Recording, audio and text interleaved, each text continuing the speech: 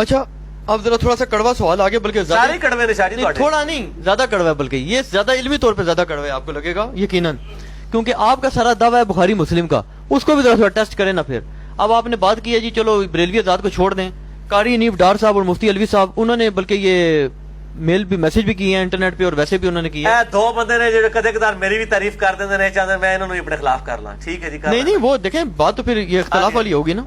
انہوں نے کہا جی کہ بخاری مسلم کی کئی ایسی حدیث ہیں جو کہ جتنے گستاخانے رسول دنیا میں گزرے ہیں وہ سارے انہی کو کوٹ کری جا رہے ہیں. قاری انیف ڈار صاحب نے کہا جی میں نہیں مانتا ان کو، سندھوں کی چھوڑ دو میں نہیں مانتا. جیسے آپ نے کہا طریف علی، ان کا آپ کیوں دفاع کرتے ہیں؟ مثلا یہ جو شیعہ رافضی بھی کرتے رہتے ہیں کہ وہ حضرت عائشہ السلام اللہ علیہ کا وہ جو غسل والا، اور حضرت اللہ تعالیٰ کی وہ کہتے ہیں جی ایک اس پہ مفتی ساق صاحب بھی غالباً اعتراض کرتے تھے کہ جنوں نہیں بھرے گی تو اللہ پاک اس میں نعوذ باللہ اپنی ٹانگ ڈالے گا، اور حضرت عائشہ کے 9 سال کی عمر میں شادی والا پہلی وہی پہ خودکشی نعوذ باللہ کرنے والی روایت، اور اس کے بعد جناب یہ جو ہے یہ نبی صلی اللہ علیہ وسلم پر جادو، وہ کہتے ہیں کہ نبی صلی اللہ علیہ وسلم پر جادو کا مانتے ہیں تو آپ تو مشرکین مکہ کی طرح نعوذ باللہ گستاخ رسول ہیں، اور بندر کو سنسار کرنا. جناب پورا میرا ایک ویڈیو کلپ ہے، ہزاروں لوگ دیکھ چکے ہیں.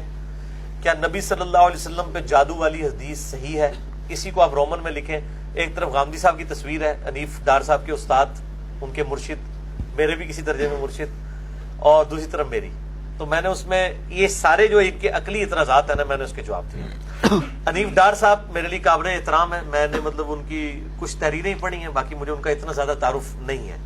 آپ نے انٹروڈیوس کرایا، کچھ اور ہمارے ارسلان بھائی ہیں انہوں نے تعارف کروایا، ہمارے خالد بھائی یہاں پہ کالا گجرا میں ہوتے ہیں انہوں نے تعارف کروایا تھوڑا بہت. میں ان سے یہ بات کروں گا کہ یہ میں پھر اس سے بھی ایک سٹیپ آگے جاتا ہوں کہ یہ جس ٹیسٹ سے بخاری اور مسلم کو گزار رہے ہیں اسی ٹیسٹ سے قرآن کو بھی گزارے. قرآن کے بھی جو واقعات عقل کے خلاف ہیں یہ ان کو تختہ مشق بنائے. پھر اگر یہ قرآن کے واقعات کو صرف یہ کہہ کے چھوڑ دیتے ہیں کہ یہ قرآن کے واقعات ہیں، چاہے یہ عقل کے پیرائے پہ پورے نہیں اترتے، تو ہم احادیث کے بارے میں اگر یہی عقیدہ رکھتے ہیں جو تواتر کے ساتھ مین سٹریم کی اہل سنت کی کتابوں میں آئے ہیں تو ہم سے یہ کیوں گلہ کرتے ہیں؟ مثال کے طور پر دیوا مثالہ میں بولا نہیں قرآن میں ایسی کون سی گستاخانہ بات ہے؟ نہیں میں آپ کو مثالیں دیتا ہوں نا. عقل کی بات ہو رہی ہے نا، عقل کی بات ہو رہی ہے. اچھا گستاخانہ والے معاملے کو تو بعد میں ہم دیکھیں گے، گستاخی بھی اس میں آ جاتی ہے. پہلے میں آپ کو مثال دیتا ہوں کہ یہ مجھے بتائیں کہ جو قرآن حکیم میں حضرت یحییٰ علیہ السلام کا اولاد ماننے کا واقعہ آیا ہے، اللہ تعالیٰ سے اولاد مانگی ہے انہوں نے، اس میں اللہ تعالیٰ نے فرشتہ بھی ان کے پاس بھیجا ہے. جی بالکل. فرشتے نے آ کے ان کو بشارت دی ہے. انہوں نے آگے سے یہ کہا کہ میری اولاد کیسے ہوگی، میری تو بیوی بانج ہے، میں تو خود بوڑھا ہو چکا ہوں. اتنا آرگومنٹ کیا ہے. میرے کو شاید فرشتہ آ جائے نا کہ اللہ نے بھیجا ہے اور میں آج سے دوڑتا بندہ نہ اڑتے آئے کا فرشتہ تو میں تو رسک نہیں لاں گا، میں پہلے لا حول ولا قوت الا باللہ پڑھاں گا کیونکہ سلسلہ نبوت ختم ہو چکے ہیں. پہلے آ جاندے سن لوگوں کو امبیا تے میں تو دوسری گل ہی نہیں کراں گا بھئی اللہ نے فرشتہ بھیجا. منو کیڑی ٹینشن ہے کہ میں میری بیوی بڈھی ہے یا میں جناب وہ بانج ہے، میں بڈھا ہو چکا ہوں. میں کہاں گا جی واہ سبحان اللہ. اگو آرگومنٹ کرتے ہیں، اگو فرشتہ جواب دیتا ہے کہ اللہ نے تنوں بھی اس ٹائم پیدا کیتا سی جب تو کوئی قابل ذکر شے نہیں تھا. میں کہتا ہوں نبی کا کیا اتنا بھی عقیدہ نہیں ہے کہ اس کے پاس فرشتہ آئے اور پھر وہ آرگومنٹ کرنا شروع کر دے؟ نبی کو چاہیے ٹھیک ہے جی سبحان اللہ بسم اللہ. یہ کیوں کیا انہوں نے؟ عام آدمی بھی ایکسپیکٹ نہیں کرے گا کہ اس کے پاس اللہ کا فرشتہ آئے اور وہ آگے سے آرگومنٹ کرے کہ جی مجھے اولاد کیسے ہو سکتی ہے، میری تو بیوی بانج ہے. عام آدمی کو بھی پتا ہے کہ اللہ تعالیٰ بانج میں سے نہیں اولاد دے سکتا. تھوڑا ہے عقیدہ کہ نہیں؟ بالکل. تو یہ ٹینشن ان کو کیوں ہوئی؟ اس کا جواب یہ دیں گے کہ جی وہ بحیثیت انسان ہو گئی. بھائی وہ پیغمبر ہے، عام انسان نہیں ہے.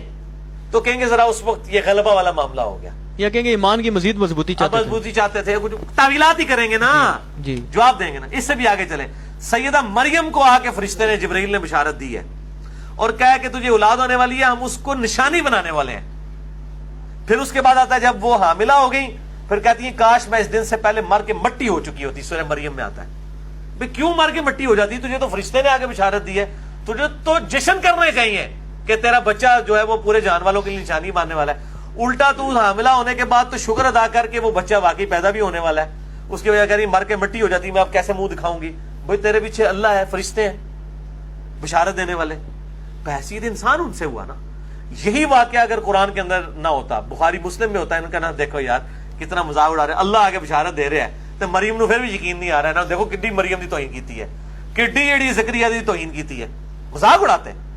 یہ جو حضرت خضر اور موسیٰ کا واقعہ ہے گردن مروڑنے والا، یہ اگر بخاری مسلم میں آتا, میں نے اسی پارٹی کے ایک بندے سے پوچھا, وہ کہتا ہے جی یہ بخاری مسلم میں ہوتا نا ہم اسے اٹھا کے پرے مارتے, اب قرآن میں ہے تو ہمیں مجبوراً ماننا پڑتا ہے, تو تعویل کرنی پڑتی ہے, جی مسئلہ تقدیر ہے, یہ ہر چیز کی تعویل کرتے ہیں. زید ابن حارثہ کی جو بیوی والا مسئلہ ہے, دل تو یہ بھی نہیں مانتا کہ ایک بندے کو بچے نے بچپن سے ایک بندے نے پالا ہو, پھر اس کی بہو کے ساتھ چاہے وہ منہ بولے ہی کیوں نہ ہو خود شادی کر لے, کی ہے نا اللہ کے نبی نے, اور قرآن نے کہا ہم نے یہ رسم توڑی ہے. یہ واقعہ اگر بخاری مسلم میں آیا ہوتا نا, کہتا دیکھو یار اللہ نو رسم توڑنے سے اپنی نبی دی عصمت نو جڑا ہے وہ تختہ مشق بنانا سی, نعوذ باللہ, کوئی اور طریقہ نہیں سی نسم توڑنے دا. دیکھو زید ابن حارثہ چلو منہ بولے ہی سی, لیکن نبی تو اتنی اعلیٰ درجے کی شخصیت ہوتی ہے کہ عرف عام میں بھی جو چیزیں عیب سمجھی جاتی ہیں نبی اس سے پاک ہوتا ہے. یہ ہو ہی نہیں سکتا کہ زید ابن حارثہ کی جو ہے وہ متعلقہ کے ساتھ اللہ کے نبی نے شادی کی ہو, یہ بالکل فراڈ ہے. قرآن میں آیا, مان رہے ہیں نا. اس قسم کے کئی واقعات ہیں, وہ کووں والا واقعات ہیں, 2 کوے نان سائنٹیفک واقعہ بھی کہتے ہیں جی, وہ 2 کوے لڑے, سورہ المائدہ میں آتا ہے. ایک کوے نے جناب دوسرے کو جب مار دیا اس کی قبر بنا کے اسے دفنا دیا, قابیل اور حابیل کا واقعہ. تو یہ اگر بخاری مسلم میں ہوتا پھر دیکھتے ڈار صاحب اور الوی صاحب کیسا مذاق اڑاتے ہیں, انہوں نے کہنا سی لیاؤ کتنے جو کوے ہو مولویو, ایک کیڑی مسیتی کوے ہوتے ہیں. اس طرح انہوں نے مذاق اٹھا کے کالم لکھنے تھے انہوں نے. اب قرآن میں آیا ہوا ہے تو ہم یہ مذاق نہیں اڑاتے ہیں. تو ہم بھی کہتے ہیں کہ ہم احادیث کی تعویل کرتے ہیں, اور میں بار بار بھی کہوں گا حنیف ڈار صاحب کو بھی, غامدی صاحب اور ان کے ساتھیوں کو, کہ اگر ان کی بنیاد کے اوپر کسی مسلمان نے غلط عقیدے بنا لیے ہوئے نا, پھر آپ ضرور مسلمانوں کے اوپر ٹونٹ کریں. جادو والی احادیث کو مان کے کس نے یہ عقیدہ رکھ لیا ہے کہ حضور صلی اللہ علیہ وآلہ وسلم پہ چونکہ جادو ہوا تھا لہذا آپ کی جو تعلیمات ہیں وہ غیر محفوظ ہیں. کیا کسی مسلمان نے عقیدہ بنایا ہے؟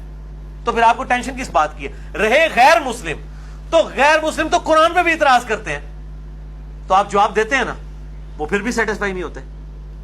سیدہ عائشہ کی 9 سال عمر ہے, آپ یہ 9 کو 19 کر لیں غامدی صاحب کی طرح, تو کیا یہ غیر مسلم خوش ہو جائیں گے؟ وہ کہیں گے نبی کی تو 52 تھی, انہیں نو 3 ضرب دو تو بن جاتے قریب. حنیف ڈار صاحب نے کوئی رسول دیا نا, وہ کہتے ہیں جی آپ کو شرم نہیں آتی کہ سارے لوگوں کو علماء کو کہنا, انہوں نے کہا آپ کو یا نہیں آتی کہ جو بات آپ اپنی ذات کے لیے پسند نہیں کرتے آپ اللہ کے رسول پہ نعوذ باللہ وہ تہمت لگاتے ہیں. کیا پسند نہیں کرتے؟ انہوں نے کہا جی اپنی بیٹی کی آپ شادی کر سکتے ہیں 9 سال کے بچی کی. اگر ہم آپ صلی اللہ علیہ وسلم کے دور میں ہوتے ہیں اور آپ صلی اللہ علیہ وآلہ وسلم کو خواب میں میری بچی کا دکھایا جاتا حضرت جبرائیل کے ذریعے کہ یہ بیوی بننے والی ہے, اور اللہ کے نبی مجھ سے رشتہ مانگ لیتے, تو میں ضرور دیتا. کیوں نہ دیتا؟ وہ اللہ کے نبی ہے, کیوں نہ دیتا رشتہ؟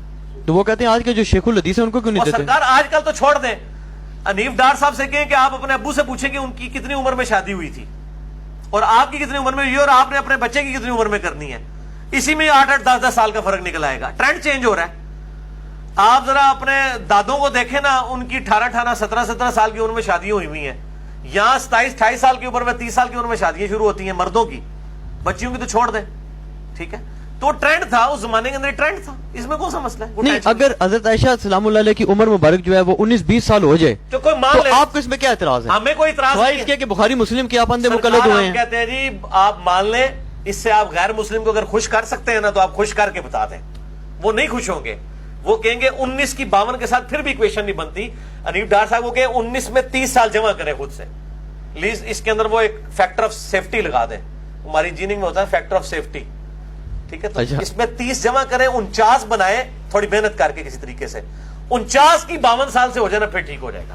19 سے غیر مسلم نے کوئی نہیں, تو کیا لاب لینا ہے کر کے 19 ایک ایشو ایڈریس ہوئے گا نا, دوسرا ایشو تو پھر اپنی جگہ. اچھا, ایک بات مجھے یاد آ گئی نا, اسی سے سوال بھی چلو کہہ لیں. مفتی اسحاق صاحب سے ایک دفعہ میری بات ہوئی تھی اسی مسئلے میں. انہوں نے کہا جی جس خبیث نے وہ کتاب لکھی تھی نا, جس کو غازی علم دین شہید رحمۃ اللہ نے قتل کیا تھا خبیث کو, وہ کتاب تو خیر اس نے نہیں لکھی تھی, اس نے کتاب چھاپی تھی. وہ کہتے تھے جی اس کا مقدمہ جب پیش ہوا ہے تو وہاں پر وہ آگے غالباً سکھ جج بیٹھا تھا, اس نے یہی مقدمہ بنایا جو ان کا جو آگے وکیل تھا ان کا خبیثوں کا ہندو تھا یا سکھ تھا. اس نے کہا جی ان کی کتاب کھولو بخاری مسلم, ایک بات اگر اس کے علاوہ اس نے خبیث نے لکھی ہے تو جناب اس کو پھانسی کی سزا جو ہے دے دو.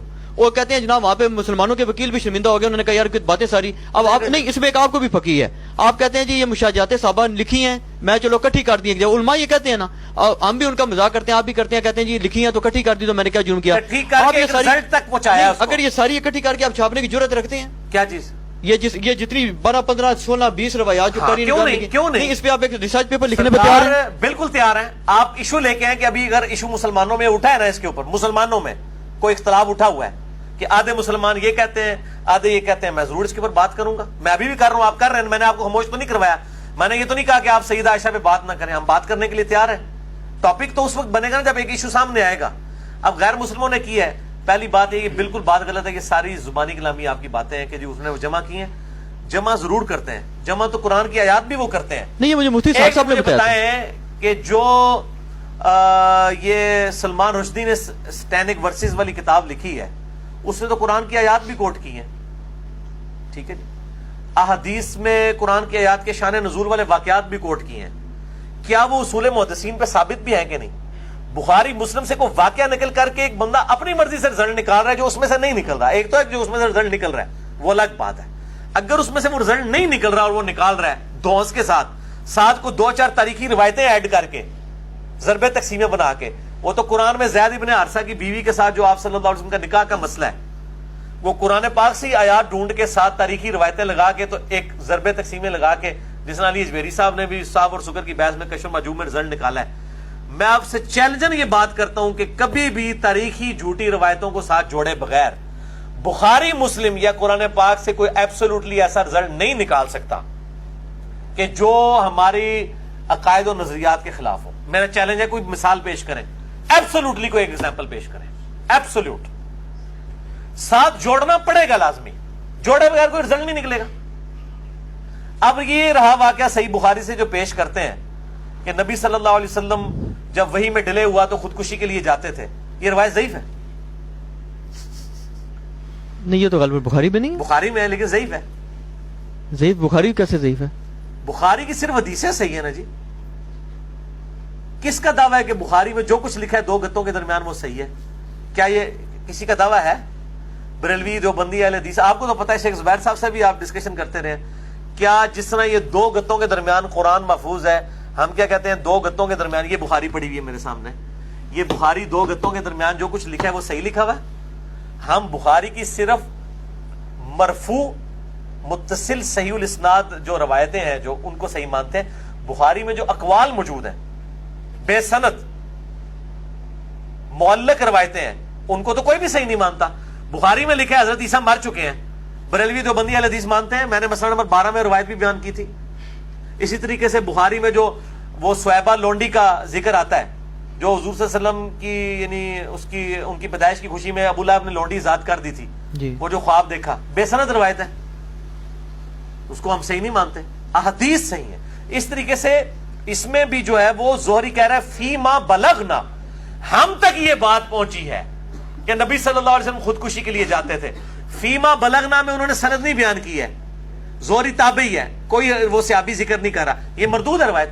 بلکہ شیخ زبیر لزئی صاحب نے وہ جو ملتان والا وہ سعید ملتانی نے جو وہ بخاری محدث قرآن مقدس اور بخاری محدث وہ جو کتاب لکھی ہے اس کے جواب میں شیخ زبیر صاحب نے بخاری پہ جو اعتراضات کا جائزہ لیا ہے اس میں انہوں نے اس روایت کو بھی لکھا ہے کہ یہ روایت تو ضعیف ہے, اس کی منقطع روایت ہے. یہی ہے نا جو عمران خان صاحب نے بھی بیان کر دی تھی تو سارے مولویوں کے پیچھے گستاخ کا فتویٰ لگا رہے تھے.